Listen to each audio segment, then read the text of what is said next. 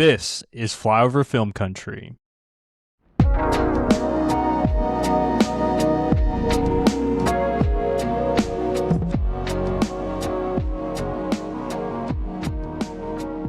Hello, everybody, and welcome back to another episode of Flyover Film Country. I am Walker Walthall.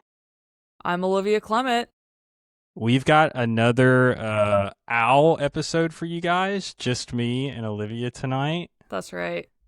And I'm excited for this. We're going to be talking about Ren Faire, which is a little different than what we normally talk about. This is a 3-part documentary from HBO, but it is directed by Lance Oppenheim, who has Primetime coming out later this year, kind of his first. He's made a few different documentaries, and so his first feature-length film is coming out later this year. So I suggested we watch this because I love this documentary, kind of to prepare for Primetime later this year. Yeah. So I say we, you and I watched it. The rest of the crew did not. So, they're busy or something. Yeah. Lame. Their priorities are not where they should be. They're totally out of whack. I mean, like, watching a documentary about a weird, creepy old man should be at the top of your priority list, I think. Everyone's priorities. Yeah. So, yeah. So I'm excited to talk about this. Have you seen any of his other docs? Yeah. So I've seen Some Kind of Heaven by Lance, which is about the villages. Talking to your mic. Sorry, I'm so bad about that. Horrible mic etiquette. But he made a documentary about the villages, which my aunt lives in. It's a retirement community in Florida. And so I had to watch that one. It's on Hulu, I think, and it's really, really interesting. Too. Is your aunt in it? No, she's not in it. I wish she was. That would be so funny. But no. But the villages are a crazy place. I went and spent a week there one time with her. Okay. And it's just as weird as it was on the documentary. So. All right. Nice. Have you seen anything else that he's made, or? No. This was my first experience with Lance. So. I'd be interested to ask you then what you thought, kind of just overall, because Lance, I think, has a really interesting way of creating documentaries that almost make them feel like they're not documentaries, because he creates a lot of scenes and creates a lot of moments that feel more like a movie than necessarily a documentary. And I know, like, if you go and read some Reddit posts about this documentary, people absolutely hate that about it. So I'd be curious to hear what you thought about it. No, it did kind of feel almost like a mockumentary. Yeah. It felt like I was watching an episode of The Office or Parks and Rec. Actually, you know what? It didn't feel quite as much like those shows. It felt more like Brooklyn Nine-Nine, where it's like it has sort of that mockumentary feel to it without it actually being a mockumentary. Yeah. You know, there's no talking heads or anything like that. And so that's what it felt like to me. I didn't hate it, though. I actually kind of liked it. It did feel like this was more cinematic and not which is like what's trending right now on Instagram and TikTok, which camera do I look at? Is it this one? Right? Preparing for our Netflix documentary. Yeah. And so I actually kind of liked that it didn't feel like every other documentary that has ever existed. Yeah. That's something I think I really like about it, and kind of the way it contrasts with kind of the current style of documentaries that are coming out on Netflix, because one, you can tell like they took their time with this, because it seems like, you know, it's at least over 2 cycles of the Ren Faire. So at least like 2 years, I think, is like what this was over. And it's like right now, kind of, you know, the Netflix documentaries that get popular kind of feel like they're crapped out as fast as they possibly can be. Sure. That's the Netflix machine, right? Yeah. And so that's part of that. Some of the Netflix documentaries, this is not to just like rag on them, but some of them are really good and really interesting. but they're also just churning out a docuseries one Yeah. after another, like every day it feels like.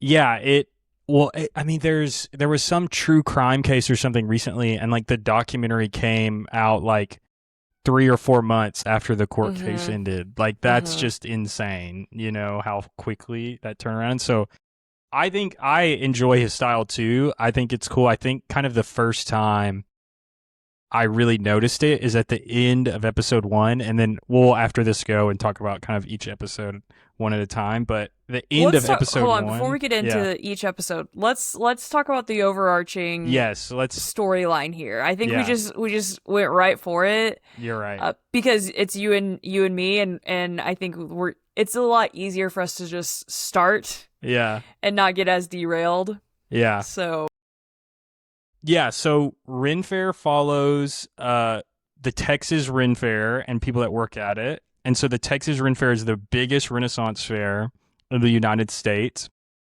It happens in, I think it's Todd Mission, Texas, which we'll talk a little bit about later. And I really wanted Isaac to be on this episode to talk to him specifically about the town that this happens in, because there's some really interesting stuff about it. But it was started by a guy, George Collum, who is the main.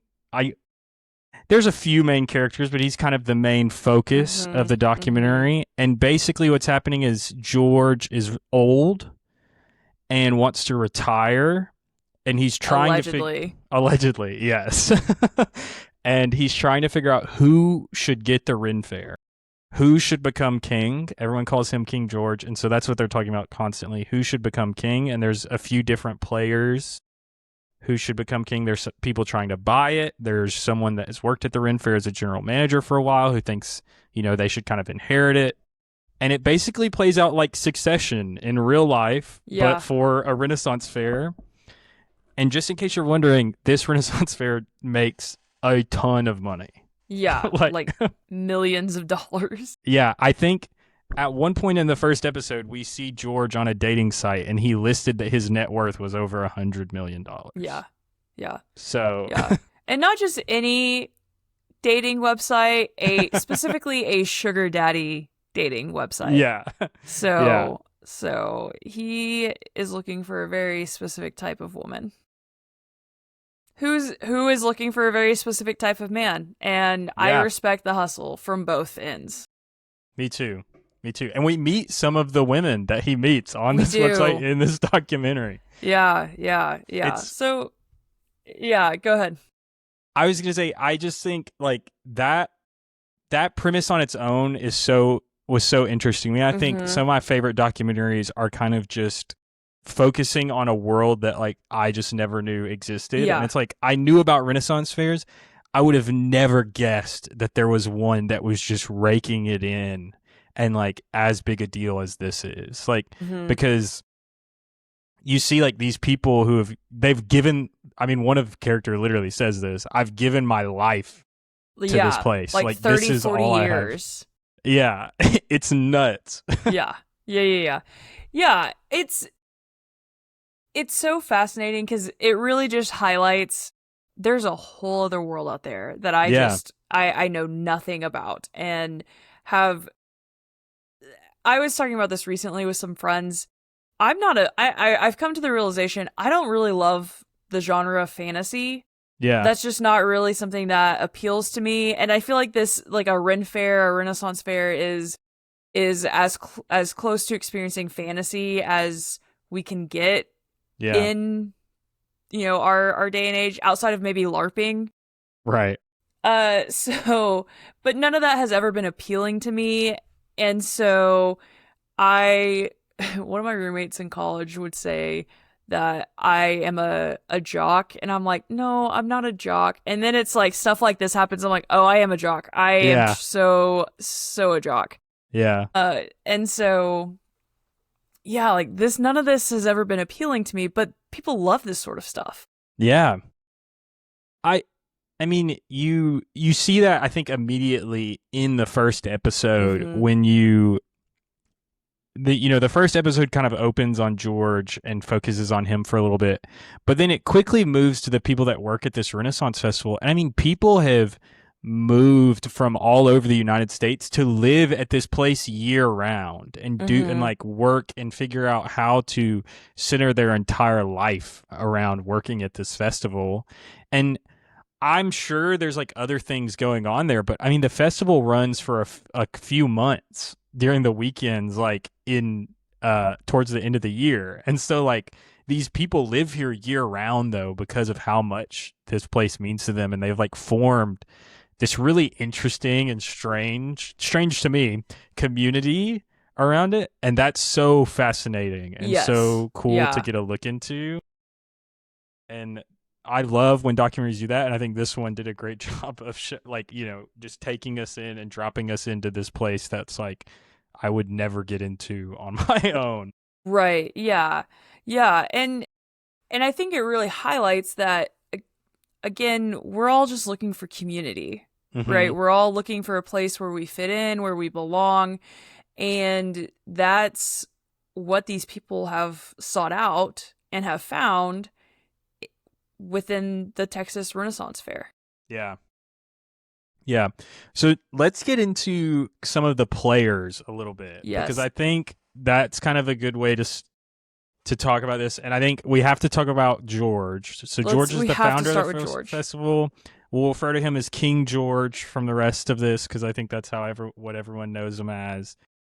Olivia, what did you think about George when we first start getting to know him? I can't I wish I could remember what I texted you. I think I said he's a dick or something like that. Yeah, He is an insane character. This man talks about how he wants to find his successor. He thinks he's going to die in 10 years or something. It's like a yeah. specific timeline, He's like, you I'm know. gonna die when I'm 97 or something. Like it's like a Yeah, specific year. He's like, I'm gonna die. If I don't die naturally, I want to go to Sweden and pay a company to right. kill me. Yes, yeah. And he wants to find a bride to have in his final Right. years. And so he is looking on these sugar daddy dating sites and looking for women who are like 24, Yeah. 25 maybe. Yeah. Very very Leonardo DiCaprio of him Yeah, for sure. without the looks. Yeah, no offense to George. Well, spoiler, RIP, but he's not a looker at all. Yeah. Yeah, So, not a looker. So, and like, there are some men who are really handsome as like old men. He is not yeah. one of them. Yeah. So, yeah, no, not a fan of George. He also was not he just was not very kind to the people he worked with Yeah. either, which also made this whole thing fascinating because as we talk about some of the other players, the people who worked for him basically did whatever he wanted Yeah. them to do, and there was really no pushback either. Yeah. I mean, at one point I texted Walker and was like, is this a cult? Is this actually a cult documentary? Because that is the sense you get from it's cult like, it's cult Yeah. adjacent at the very least, because it's all about King George. Yeah. So I what I yeah, go ahead. did I didn't think when I the first time I watched it, I obviously was like, this is so like why I would quit so fast if I Right. worked for George. And I think the cult comment is so smart and something I didn't think about until you mentioned it. And it's like it really is incredibly cult like. And I Yeah. think he truly did build kind of a cult of personality around himself at this place. And I think that kind of describes the kind of person he is. I mean, he seems I mean, it's like I don't obviously didn't know him, but I feel like I've seen enough of him to see that he has a huge ego. He Mhm. thinks that he's right, and I wrote a quote down that he said, and I think he said it in the second episode, but um, he said, someone did something that it seemed like George did not explain himself well, and someone Mm-hmm. did something, and he's like, "You did this wrong." Mm-hmm. And then he looks at the camera and says, "You see why I have to suffer from the gross inadequacies of the human race." Yeah. So, like, Which sounds like something like Lex Luthor would say. Like yeah, literally. that's like that sounds like something a villain would say. Yeah, like a villain in a sci-fi movie who's trying to put all our brains in robots or something. Right, Like, because he is so much smarter than everyone else and better than yeah. everyone else that this is what is the right thing to do. Yeah, and it's really interesting too because obviously George is he's good at this Renaissance Festival thing. Like Yeah. he knows there's something about him that was good at that part of it, and he's really successful at it. But we kind of see a lot of other things that he does, and it's like, yeah, you're not. He's not really that good at at a lot of stuff, you know. Mhm. So Mhm. it's interesting because, but everyone around him, again, he's kind of built up, and I think it has a lot to do with the money and the success and the Mhm. power that he has over this festival and people's lives once they move there, where no one's ever telling him he's wrong. Right. Yeah, Like, no one is ever telling him he's wrong ever. yeah. So that's George. I'm sure we're going to talk about him a Yeah. lot more, but I think next we should talk about Jeff. Yeah, let's talk about Jeff. Jeff.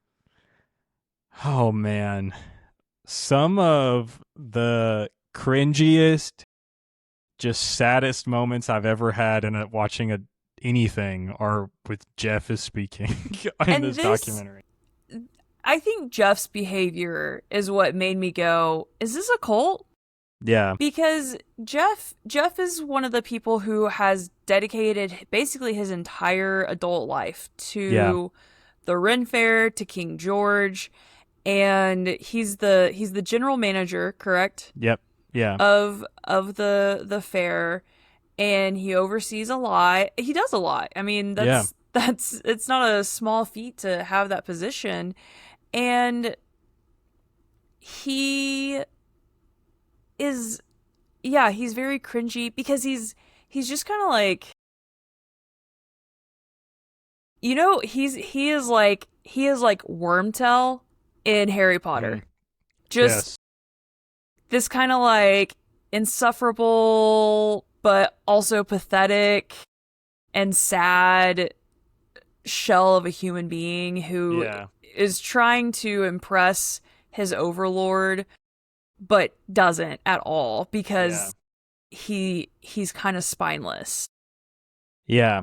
I That's like one of the really interesting parts I think too about all of this is that it really seems like what George wants out of people is for them to listen to him and do exactly what he says. Right. And it feels like Jeff is that person. Yes. He even to like there are multiple times so there's a conflict between George and Jeff because so Jeff was the entertainment director at the festival for a long time. So he would hire, the actors that would act at the festival and things like that and run their shows that they do. And then he got promoted to general manager and he hired his wife Mhm. to replace him as the entertainment director. And that is a point of contention between him and George Mhm. that comes up a lot because George accuses him of nepotism and blah, blah, blah. But like, Jeff, even in the moments where his wife is like kind of, I mean, it seems like she's basically wanting him to quit. Like that Yeah. is what the conversation is. And Jeff is always like, George has always been good to me. Like I trust he's going to do what's right. Like he's going to give the festival to me. Like it's all going to work out in the end. I believe that.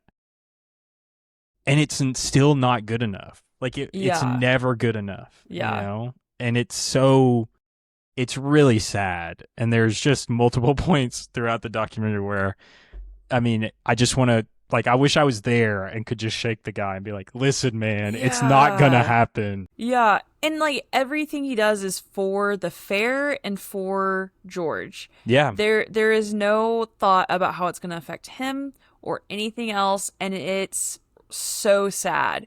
Yeah. I think when I was describing him, I was maybe being really harsh, but I really do feel so much like sympathy for this dude. Yes. Like Yes. it's really just like, oh man, buddy, can't you see? Can't you see how Yeah. he's treating you? And it is just so sad. Yeah. And it's one of those things. It's really sad. And I'm not trying to. I'm not. I don't. Neither of us are hating on him at all because I totally also understand him, and he's given so much Yeah. time his life, and he loves the festival. Like you can just tell, he Hmm. absolutely cares about it more than anybody else that we see in this documentary. I think, and so I think it's just it's too hard for him to admit that truth to himself that Right. it's never gonna happen. Right. Which, I think it's we can talk about this in like other contexts too. Like we see this Yeah. sort of thing in all sorts of contexts outside of this doc. I was thinking just now about how I wonder if watching this for people who really like Renaissance fairs and are about that and like live Yeah. that life, I wonder if watching this is kind of like what it was like to watch one of the like Hillsong Yeah. documentaries that like came out a few years ago, or any of those documentaries about these like mega churches where it's like, Yeah. ooh, oh no, that sort of thing. Right. And there were a lot of Jeffs in those situations Yeah. who just wanted to impress the leader and wanted to be accepted and loved, and was doing whatever was necessary Yeah.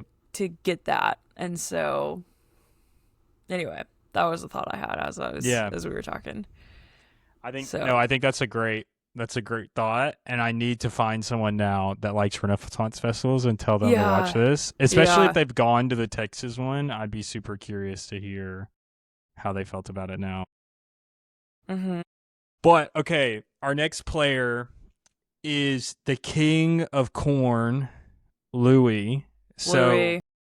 Louis is so it's interesting. The Renaissance Festival seems to operate with a lot of kind of independent contractors, and they Hmm. own different parts of the festival.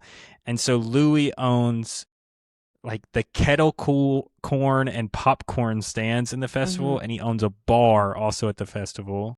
So he owns his own little empire. They call him the King of Corn, and he really wants to buy the festival from George. That's kind of his main thing. And so him and Jeff are really at odds throughout this entire documentary because of that. Because Jeff, the general manager, thinks he should kind of inherit the festival, and Louis is trying to buy it.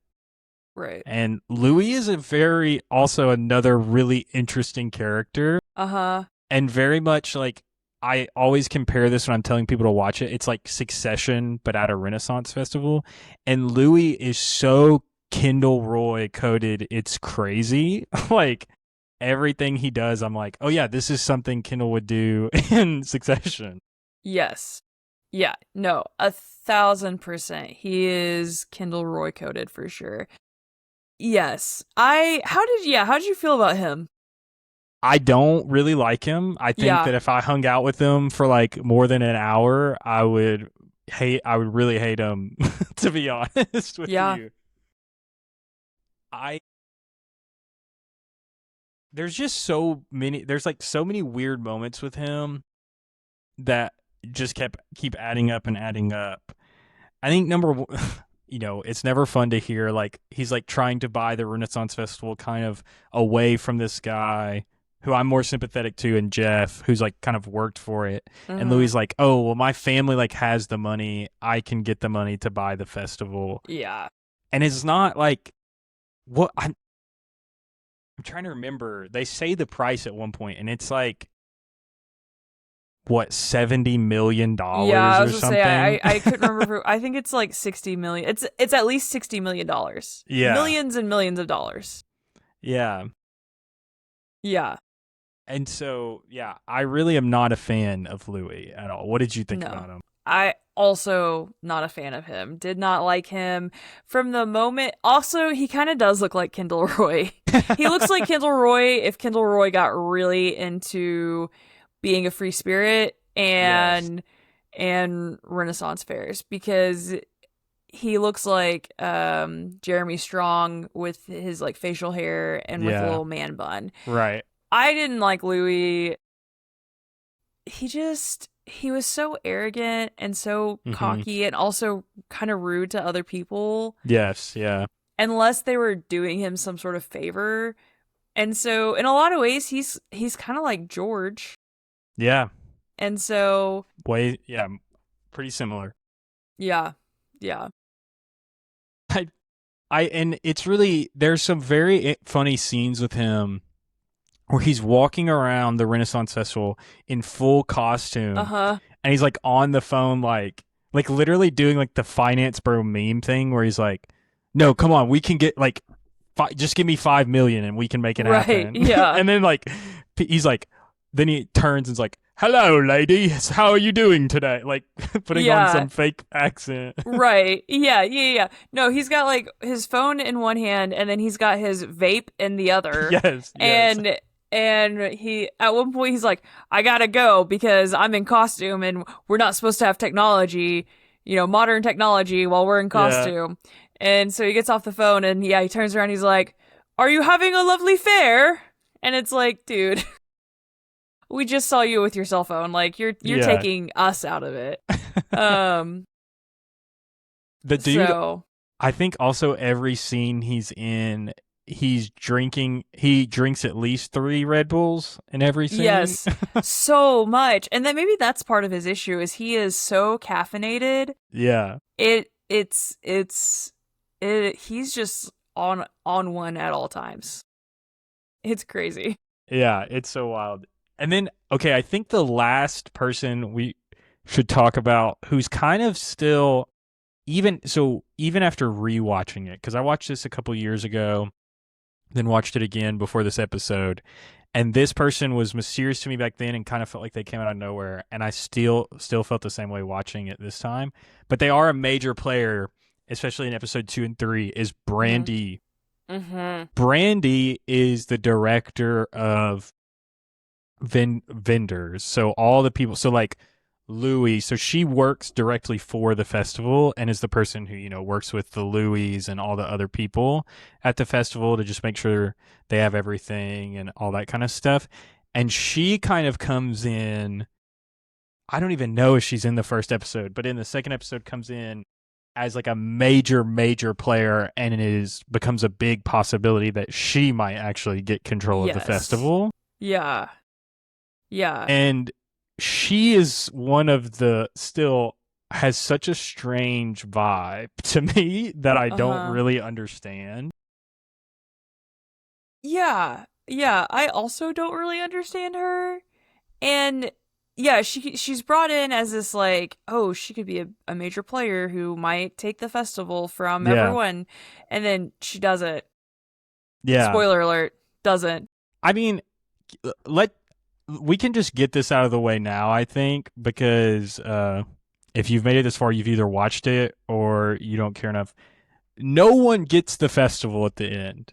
Right. George fires the general manager, hires himself as general manager, and is at the end of this, after 2 years, he is the owner and now also the general manager. So he has become more involved at the festival, even though at the Which beginning is he wanted to be less involved. crazy.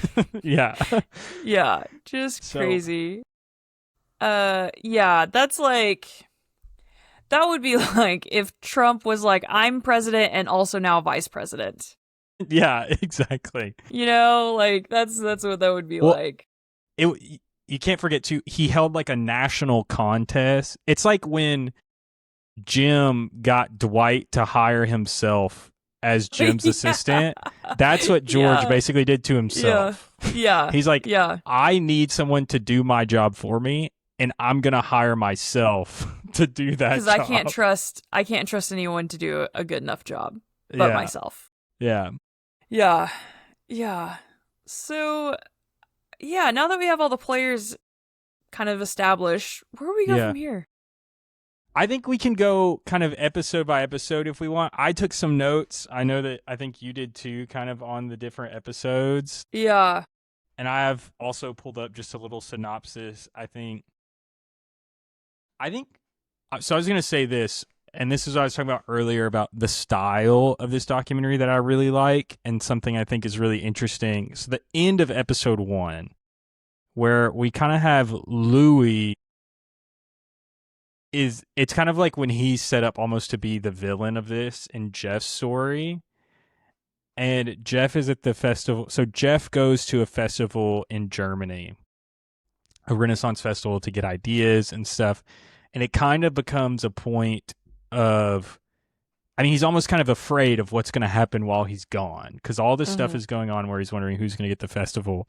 And there's this really great scene at the end where Jeff is kind of like, it's shot like he's stumbling around the German Renaissance Festival, and like there are people in costume like calling out his name, and he's kind of like monologuing about like what's gonna happen, and it's like, am I gonna happen, and is Louis gonna get it? And we're getting these shots of Louis in his bar that he's building at the Renaissance Festival with this green light shining above him that's like looking like he's looking very like really scary and evil. And that, I think, was the first time when I watched it originally where I was like, oh, this is like something really cool is like happening in this, and this is not like a normal documentary where it's talking heads and they're just cutting it together. Like there's some strange stuff going on, and I really, really loved that. And I think it starts to happen more after that in the rest of the documentary.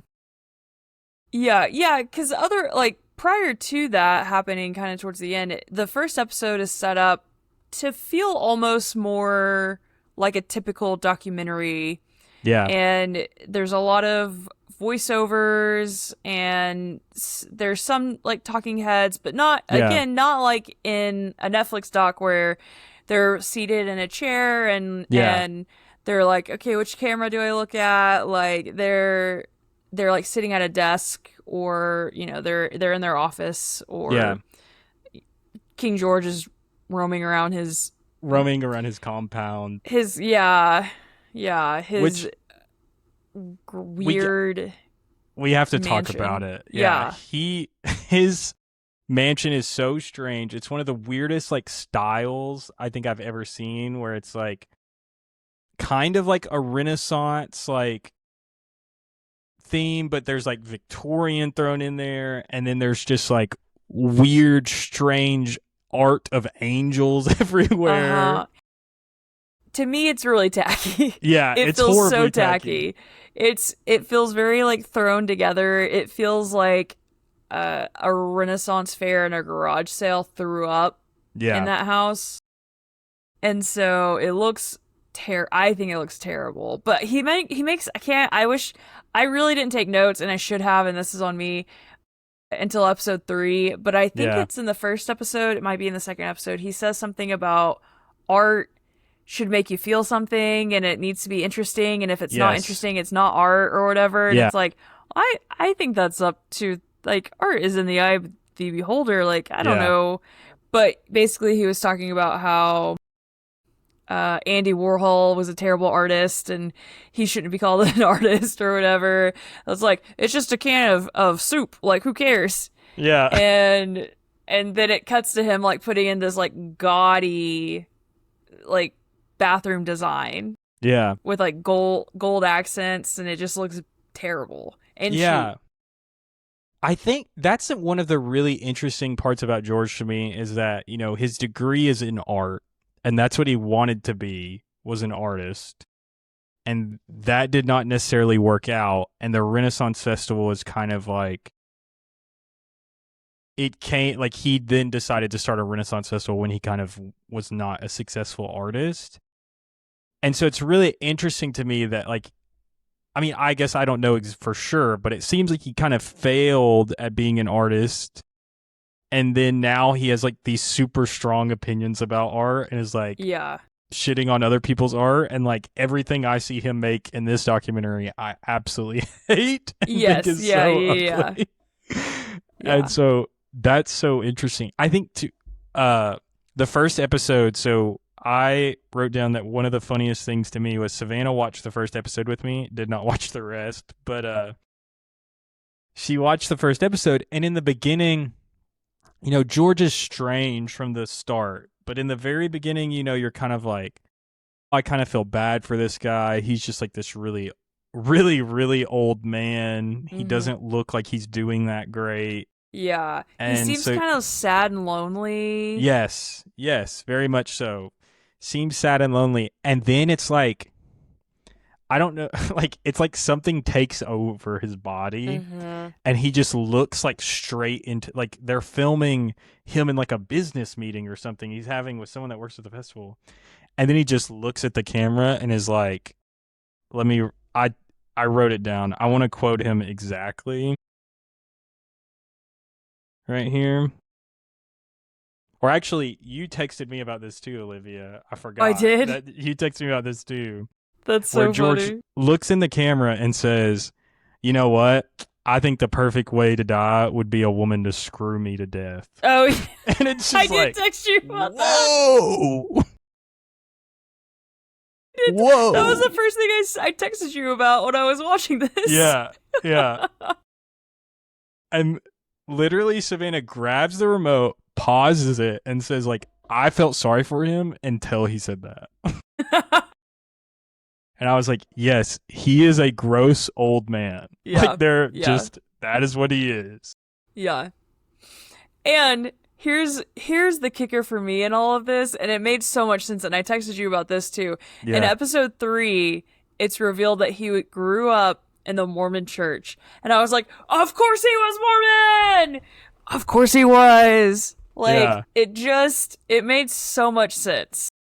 Yeah, it will, because that's what's so crazy and interesting about him is he'll look at the camera and be like, yeah, I'm on 30 dating websites, including these sugar daddy websites. Like, look at this lady's body. She's so sexy. And then it'll hard cut and it'll be like, this is my garden of angels where I Yeah. speak to Moroni. And it's Yeah, like, yeah. what? Which, okay, again, if he's Mormon, whether or not he's practicing, or which he's not, Yeah.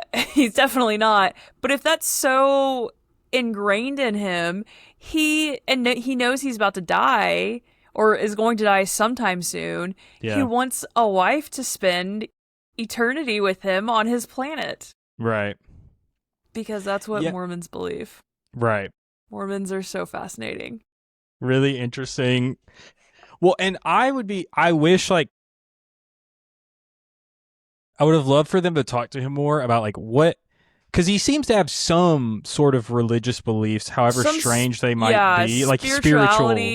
Yeah. Because when he goes to his garden, it's like a bunch of angel statues, but then there's also like a Buddha statue and there's a statue of Mary. And he's like, this is where I talk. This is the angel Moroni, who, like, if you don't know, is who gave Joseph Smith the golden plates in Mormonism, is the angel Moroni. So, like, that's a Mormon thing.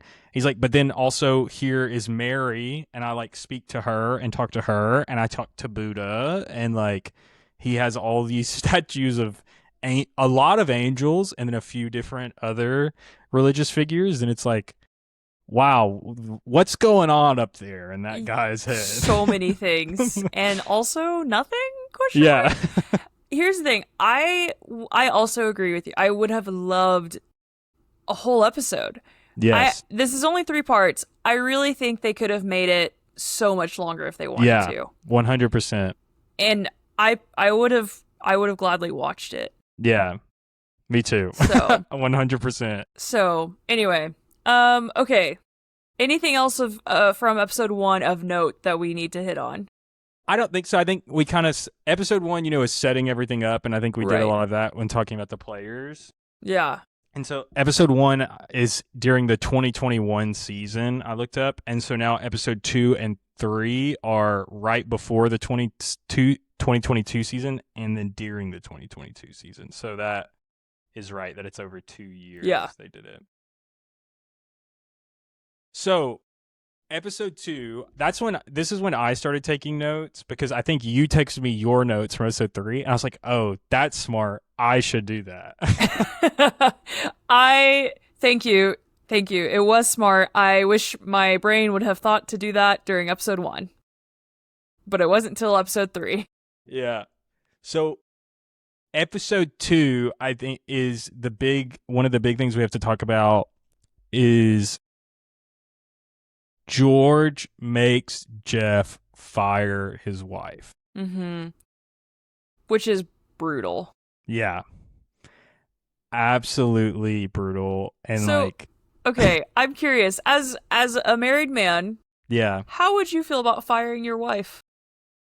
I would tell the old man to stuff it and kick Uh-huh. rocks. And it's like, Okay. because I like, I think nepotism is bad. Uh-huh. I don't like nepotism. Uh-huh. It seemed Jeff's wife seems to have been qualified for the position that she Yeah. was in. Yeah. She Yeah. was seemed to be good at it. It's not like George never said, we're getting complaints. She's not doing Sure. what she's supposed to. It was just, this is your wife and you hired her. And it's like, a Renaissance fair is a lot different than like a corporate job or a lot of other jobs. Mm-hmm. So it's like, I am kind of the mind like, if she's doing her job, who Right. cares? Like Right. if they're Yeah. working, if it's working out, who cares?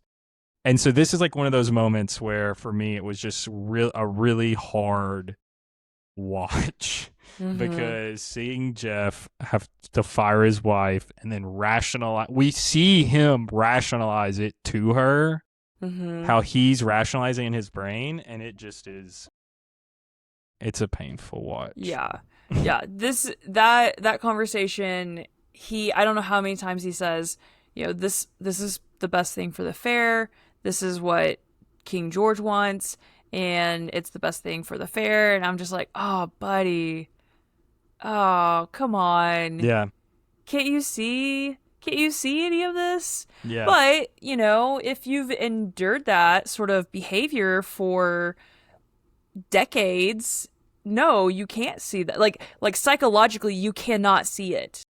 yeah. Like that's why that's why this is maybe going to feel a little extreme to compare it to that, to what I'm about to compare it to, Hmm. but it's a parallel process that we see in people who are in abusive relationships, Yeah, because it never starts out this big, right? It right. never starts out with, you know, verbal abuse, cussing them out, any of Yeah, that. It starts out real small and right. it just builds. It's the foot in the door and it just builds from there. And so you have this cognitive dissonance where you either decide I'm going to ignore everything that's all the alarms that are going off internally. I'm going to ignore those and pretend those don't exist, Yeah, or I'm going to pay attention to them and leave the situation. And Jeff never clued into those alarm bells. yeah, And if he ever did, he did not give them any time, like the time they deserved. yeah,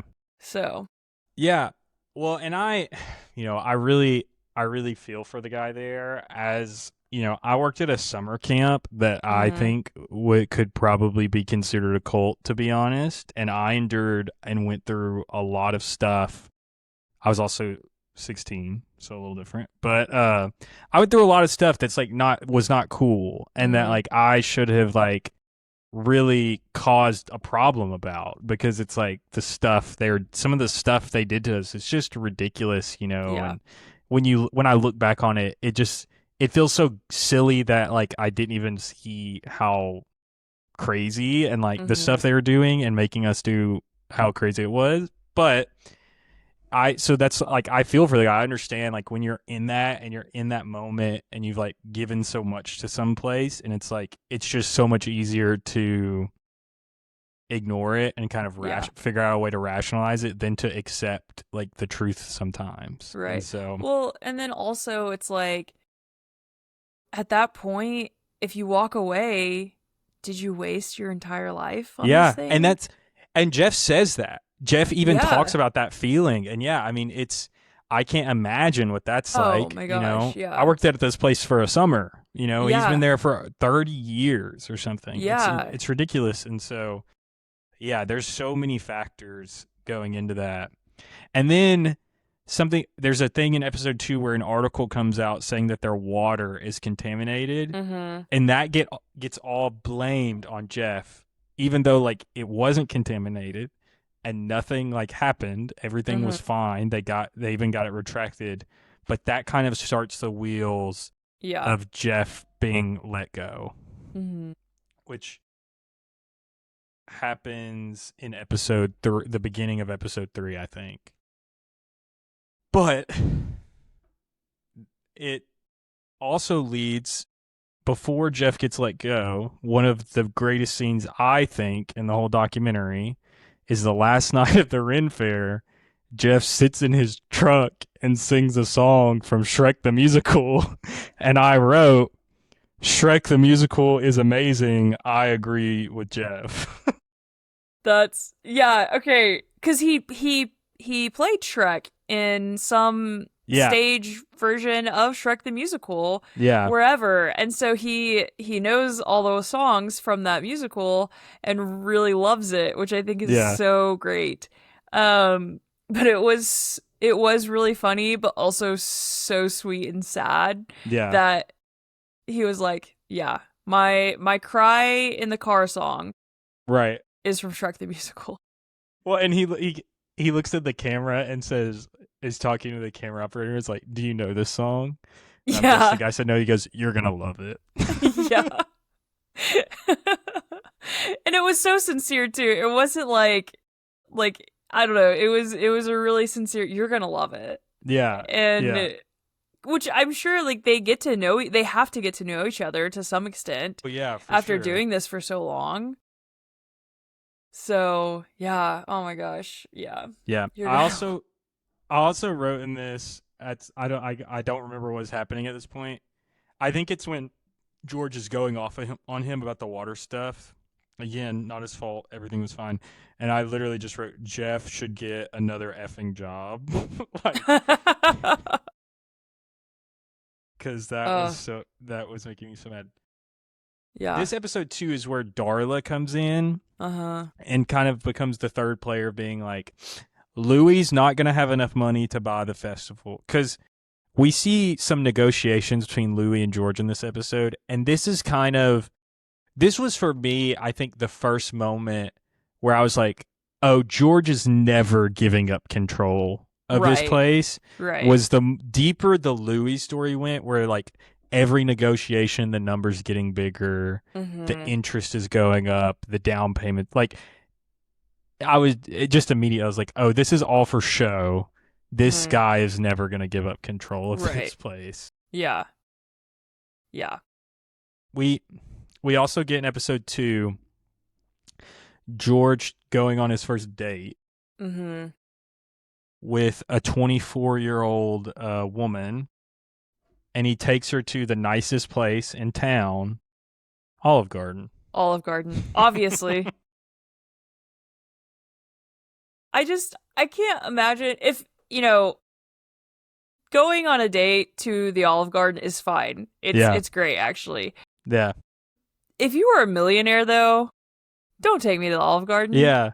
He rolls up like in an Escalade with like gold rims and like has a driver and then parks like out in front of the Olive Garden and gets out and goes in. And this is also another time we see him be like the grossest old man you can imagine. He's got like a checklist of questions that he asks this woman. Yeah. And I don't remember what she said that made him go, all right, we're done here. It's the second date we see, I think in episode 3, where he asks a different woman if her breasts are natural or if she's had a surgery and an enhancement.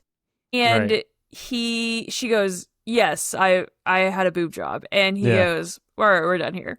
And just leaves. Which was like, wow, okay, all right. Yeah. Because he wants the natural feel, which is so funny and he awful. proceeds. I remember the first date too. He asks her that same question, and she's like, "No, like these are natural." And he's like, "Okay, well, like I have had women lie to me before, and like I can tell. Yeah, I like can feel them and tell." And it's just like, what is happening? Like what's going on with this old man? He's so weird, and like it's so interesting to me how like I want to know. I think we get a little bit of a glimpse because we figure out eventually that George was married at one point and has an ex-wife, Mm-hmm. and it seems like he's always had some part of the, like he's always kind of been like this. I don't know how Yeah. bad it is, but I believe his ex-wife at one point says, me and George, like, we're married, but we would be separated off and on for a couple years. And like, I always, while we were separated, and still to this day, I care about him and I love him. When we're separated, he didn't care if I was dead. Yeah. Yeah. Which makes me, as a therapist, Yeah. I don't know if I've ever wanted to see someone's results from a psychological evaluation more than what I want that so badly from Yeah. George. I would love to see him take a Rorschach. Yeah. I would love for him to like do all the assessments because he's so fascinating to me. The word narcissist is thrown around a lot.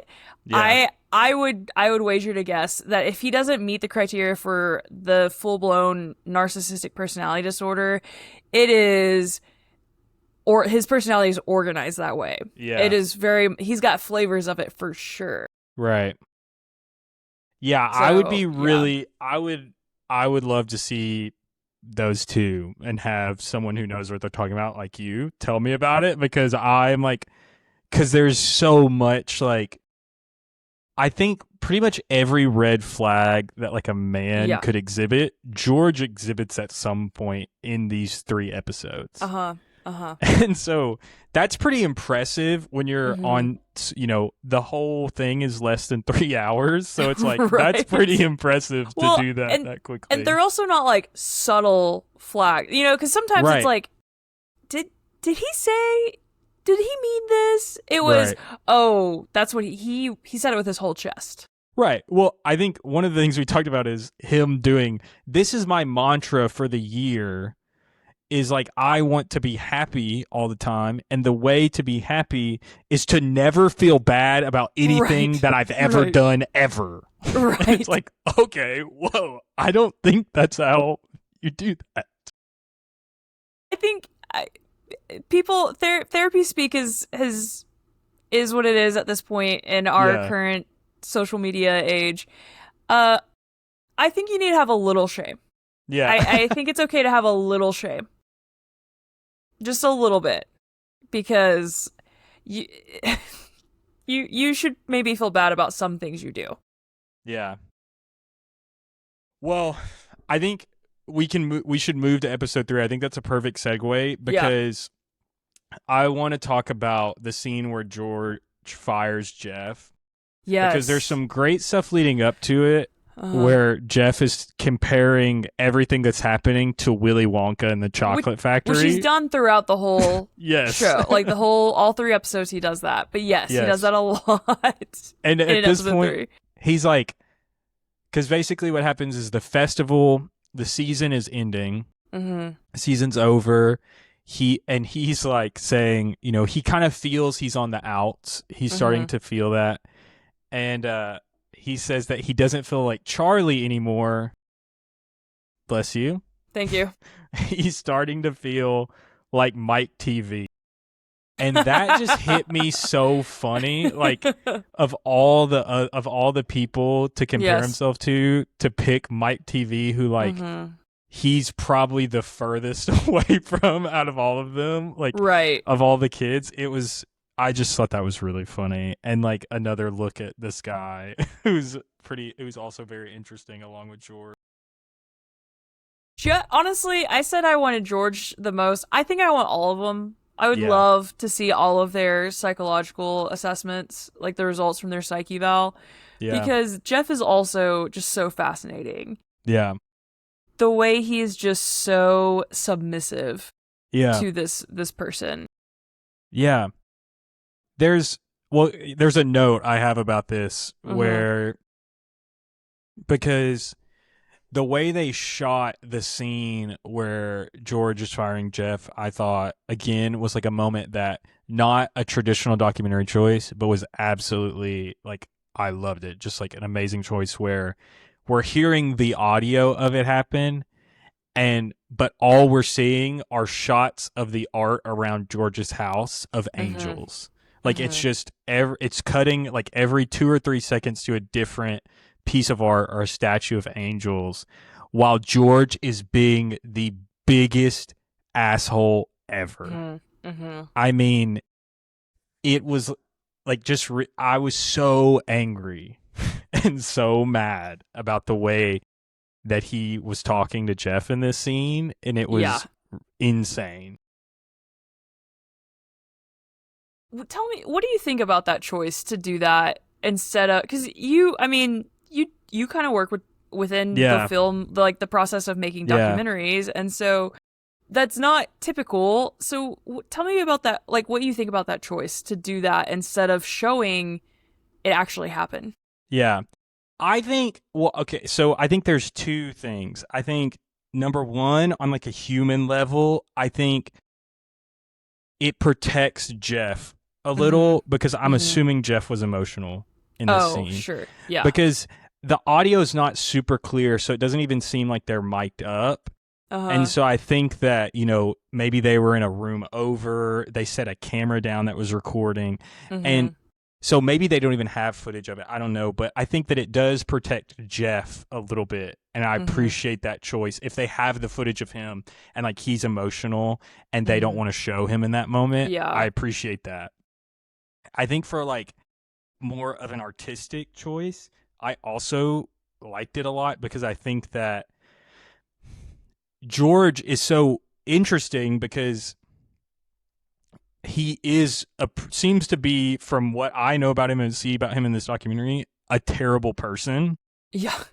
Yeah. But his aesthetics and the things he surrounds himself with, especially in his house, is art of angels who are beings of like pure light and like love and like Mm-hmm. peace and understanding and all these things. And so to have this scene where he's firing someone in just like it is the worst firing like Yeah. imaginable. Like it's worse than like the CEOs like firing people over Zoom like stuff. Like it's really really bad and it's like a really like I've been laid off. Like this scene is Mm-hmm. upsetting to me even like it would have been in general, but like the way he's doing it is also just so upsetting I think for anyone. And so contrasting that with like the Mm-hmm. art that he surrounds himself Mm-hmm. with and the mantras he says to himself like I'm going to be happy this year and like do all this stuff, I thought was really really cool and interesting and I think worked Yeah. really well. Yeah.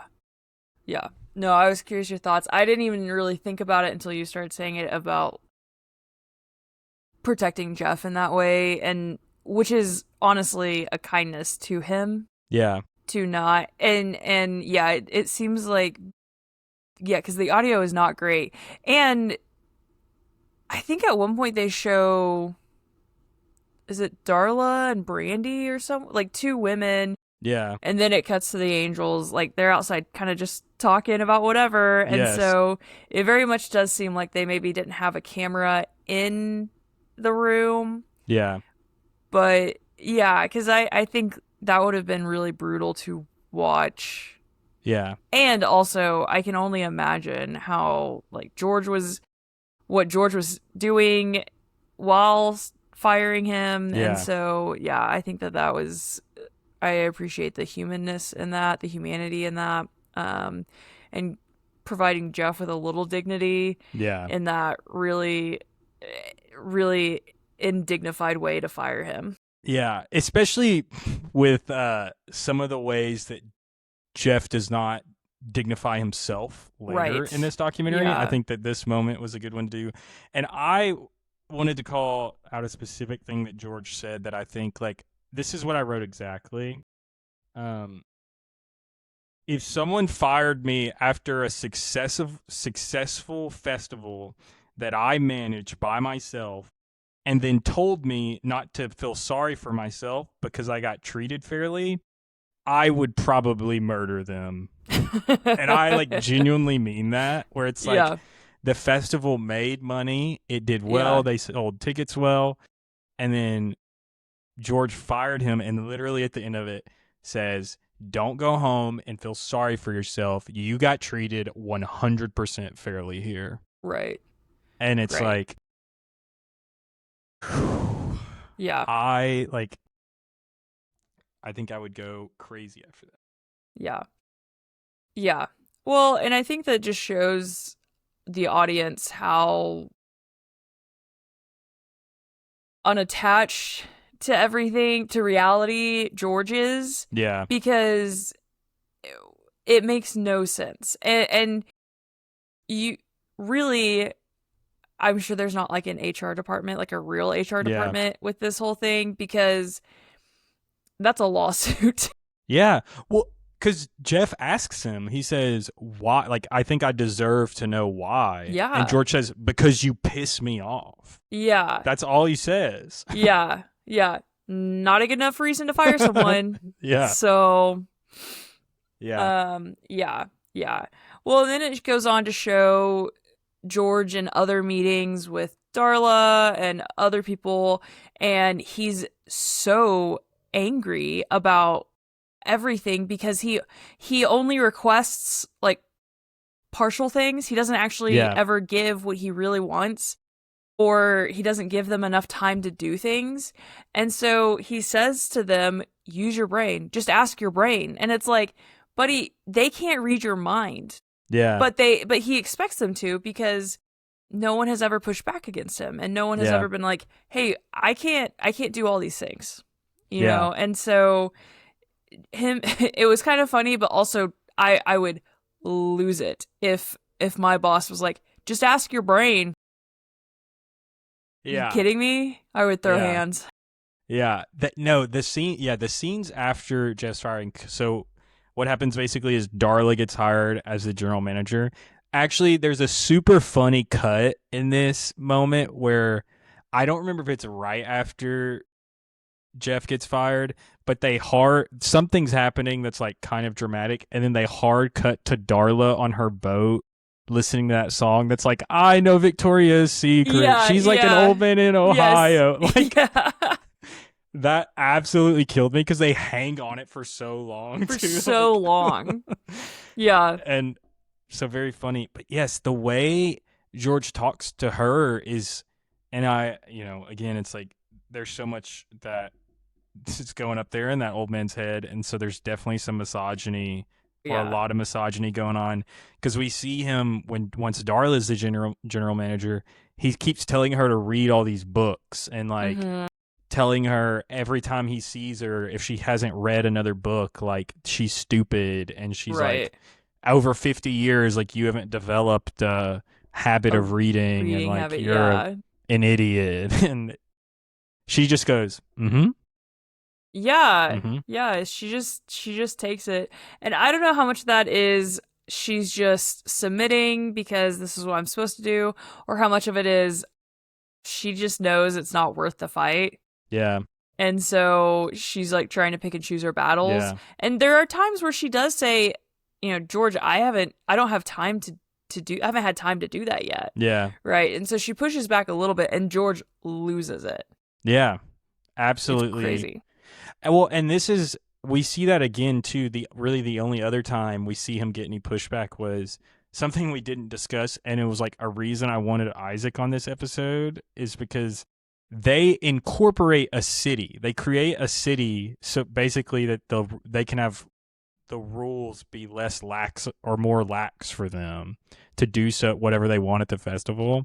So I felt like Isaac would know some stuff about that because of his job, and I was curious, like, how hard is that to do? Because I would be curious about that. But we see I don't know if this is in episode 2 or 3, but George is the mayor of this town and has been since like the 80s. And we see him in a meeting where he is spitting mad about something that the county won't let them do or something. And it's like, yeah, every time, I think this old man, like we said, no one ever pushed back. And so anytime there's like any resistance at all, it just infuriates him. And we see that a few times throughout. But as we get to the end, kind of towards the end of the documentary, I think Darla becomes as mysterious as she is in part 2, and like her vibe is still weird. Her I think the reason that she takes all the heat from George is cuz I truly think she thought he was going to sell the festival, and cuz she was facilitating all of that, Yeah. she was going to get some of that. Sure. And I think that she was just really banking on that. And it's like, Yeah. I can deal with this old man for a few months Yeah. once I get and then I'll get my commission and get the hell out of here. But again, spoiler alert, that doesn't happen. The sale falls through every time. And Jeff comes back and gets the job Jeff. as the entertainment director at the Renaissance Festival. Jeff doing that made me so sad for him. Yeah. Made me so sad. Because I think that just highlights the level of like brainwash this Yeah. man has experienced, that he is going back to George and the festival and being like, "Hey, I'll come back. I want to be back for a demotion Yeah. and a pay cut.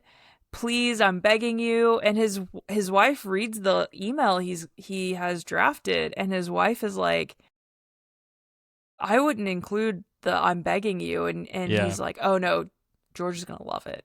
George And wants to see that.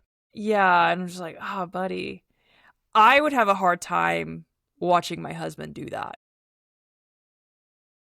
I it's hard like not to I don't want to be too judgmental, but I like it is something I don't think I could watch anyone that I like am close with Yeah, do without like losing some sort of amount of respect for yeah, them, yeah, yeah, because it just seems, again, like I understand all of the like how complicated it is when he's there and he's in the system, but I think to know that like he was out of it for months for a yeah. while. Cause he had like a lap band surgery or Yeah. whatever, and he lost a ton of weight. Looked good. Yeah. Was getting really into like woodworking stuff, Yeah. and it's like, buddy, you could make a killing in that industry. Yeah. Well, And yeah, and I know like Jeff is like just an elder theater kid at heart. Like mm-hmm. that's 100% what he is. That's what he likes to do. Like he says even when he's general manager, like I liked being the entertainment director better. Like that Yeah, is what my true calling was. And it's just hard for me to believe that there's nowhere out there that he could have found another job like yeah, in a similar job. He probably would have to move is the one thing, but sure, it's it's hard for me to imagine with the amount of experience he had there. And then as the general manager for 2 or 3 seasons of the biggest Renaissance festival in the yeah, United States, I mean, it feels like you could definitely find a job doing something similar if right, you really wanted to. yeah, And so yeah, it was yeah, really sad to see him go back. yeah. No, that I think was the worst part of it for me, Yeah. was seeing him go back, and I'm like, ah, buddy, we were rooting I for you. I think anyone that thinks like if you decide to go watch this after this, you didn't and you listen to us spoil it the whole time and then you decide to go watch it, if you ever start to think it's fake, because there might be moments where you feel like that, this moment to me 100% proves it's real, because no one in their right mind would write that, because it is so unsatisfying and horrible Yes. and just makes Yeah. everyone feel bad. Yeah. Yeah. Yeah. Well, because there are parts where it's like, this feels fake. Like, I Yeah. think, is it Jeff who's in his office, and then all of a sudden there's someone in like a lizard mask? Yeah, it's like the Like, dragon mask. yeah. And he's like Yeah. telling him, it's like when the water stuff is happening or Yes. something, Yeah. Yeah. right? Yeah. Something like that. That I'm like, what the heck? Yeah. What's happening? But yeah, so there are parts of it that do make this feel a little staged, but like, one, all documentaries are staged to some Yeah. extent, and two, yeah, even if it if you feel like it's staged, that there's no way that would be written in. No. No. Because that's so upsetting. It's the worst. It's the Yeah. worst.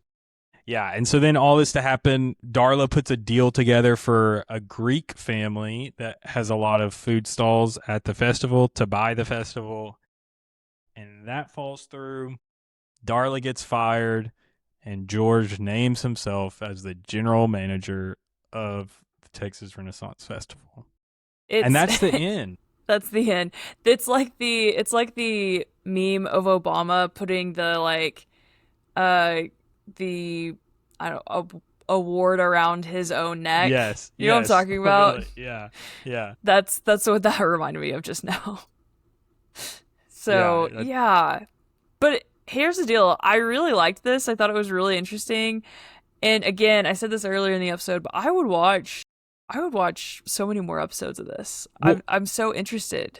and that, I think, like, obviously Lance is like killing it. I think Primetime's going to be amazing. I think it's going to do well too. Like, I'm super excited for it. But I don't know. Did you look up anything about what is going on? Like, what has happened since the documentary ended? No, I saw that you said RIP earlier. Yeah. George has since passed. Yes. RIP. And so I don't know. Yeah, I don't know where the fair is at. Tell us. Do you know? Yes, I do, and it is a little sad. I'm going to give like a little bit of a trigger warning because like there is some upsetting stuff.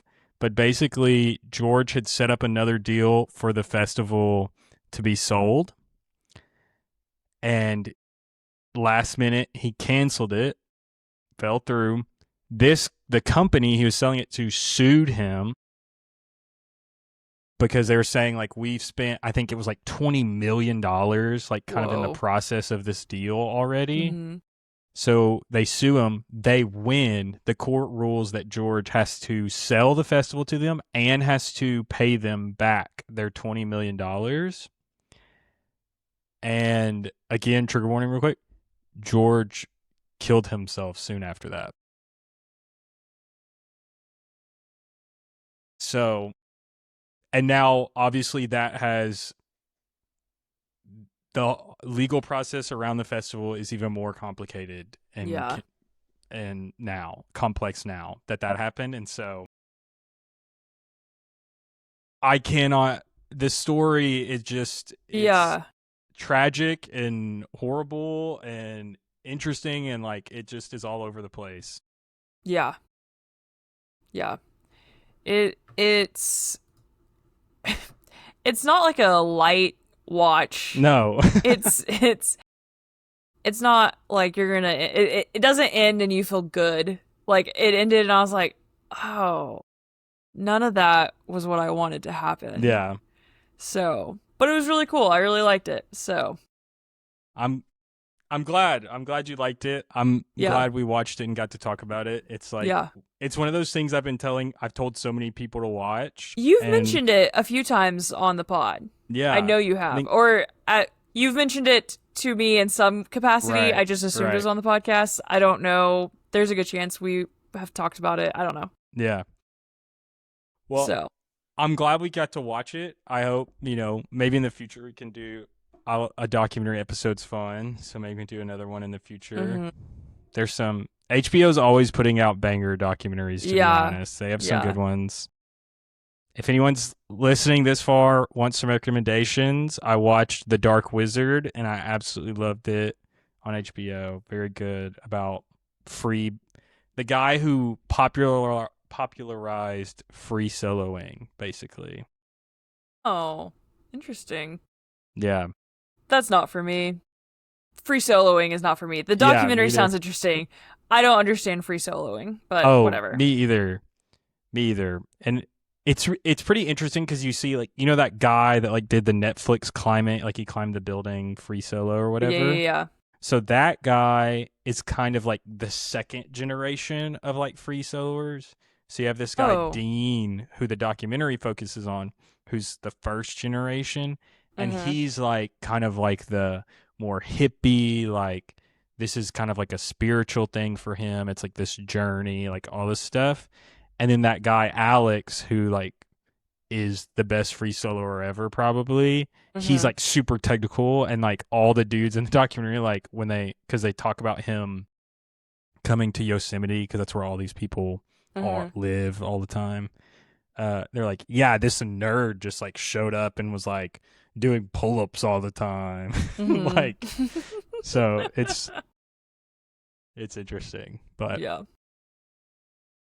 Well, anything else before we sign off?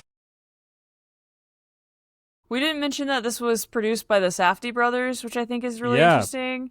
But other than that, no. I just wanted to mention that it was produced by the Safdie brothers, who we know from, Uncut Gems, Oppenheimer. We saw Benny just recently in The Odyssey.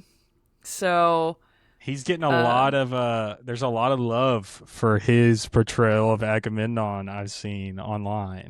Yeah. It's probably because he doesn't say anything and he's in that suit the whole time. Yeah. And we never see his face. Yeah, for sure. But anyway, yeah. That's all I got. Anything else? I don't think so. I mean, I was going to say we watched the pro shot of Hadestown. It's fantastic. So whenever it gets on a streaming service, I can't recommend it enough because I think it'll be out of the movie theaters by the time this comes out. But that is actually showing in Oklahoma City this weekend. Yeah. Still. And so I may try to go see it this weekend. It's really good. I mean, the woman who plays Eurydice is so good. She is like, afterwards I looked at Sue and I said, is she just like the best singer ever? Like, is she just that good? Who is it? I don't know her name. That's okay. You don't have to look it up right now. Yeah. But fun fact, they brought the original cast back to film this, and her and the guy that plays Orpheus met during Hadestown, and they are now married. Aw. Yeah. That's sweet. It's very sweet. Very sweet. That reminds me of Tom Holland and Zendaya. Yeah. Which is I'm gonna use that as a segue to say our next episode will be the new Spider-Man movie, Spider-Man: Brand New Day. So really, that might be the first time all four of us are on in a really long time. Yeah, so maybe we'll see about Walter. To be honest, we'll see. Yeah, it'll for sure be us and Isaac. So hopefully the gang will all be here because Walter does love Spider-Man, and so. Hopefully he can be I hope Walter's here. He's been playing the Spider-Man game in preparation for the new movie. Oh, I don't know if I realized he was playing the game. Is this the first time he's played it? I think he's playing like the second one, and it is the first time he's played that one. Okay. Yeah. Nice. Yeah. Okay. I've also been avoiding all the spoilers somehow. I'm dodging them. Like every time I see anything about Spider-Man, I swipe immediately. Yeah. Or if I see Steve Lacey on the red carpet, yeah, Steve Lacey. Possible. Which I love Steve Lacey's music. I've been listening to him for a long time. I hate that he's the one that did it. Yeah. One of my friends was like, I have to delete Steve Lacey's new album. So, anyway. All right, let's land this plane. I'm going to play the outro if you take us out. Yeah, so thank you for listening. Remember to rate, review, and subscribe wherever you're listening and or watching. Our music is by Court Jocks, and our art is by Sean Cohen. I think I got that right. Yeah. Pull up the agenda. But I can't wait for Spider-Man. It's going to be so good.